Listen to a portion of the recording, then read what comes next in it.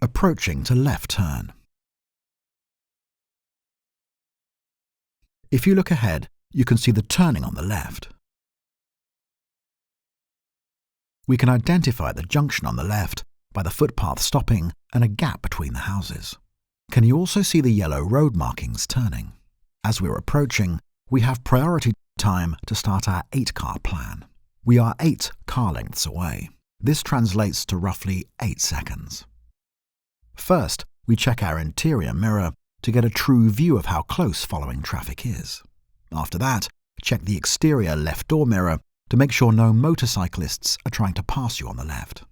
We also check our interior mirror first, as it gives us an accurate image of how close vehicles are behind us.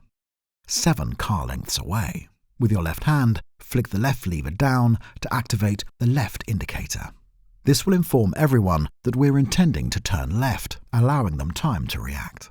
6 car lengths. Hold our position 1 meter away from the curb, keeping the curb in left quarter windscreen. 4 to 5 car lengths. Gently start braking. Bring your speed from 20 miles per hour to 10 miles per hour. We need time to look and access our junction. We're going from a fast jog speed to a slow jog speed.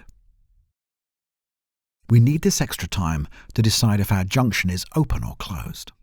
Looking ahead, we have no parked cars, no cyclists near our left junction, or any pedestrians walking across the road. We're now 2 car lengths away from our left turn. Our road ahead is still clear. The road on the left is also clear. We have no cars or pedestrians near us. The junction is open. So, we're now at our point of turn. Can you see the left door wing mirror is in line with the edge of the curb? Start feeding the steering wheel full lock to the left until we're 3/4 into the new road. Now, at this point, countersteer back to the right until the wheels are straight and our vehicle is parallel to the curb. Once we've entered the new road, check the interior mirror for any vehicles following us, and then the right door mirror in case someone is overtaking us.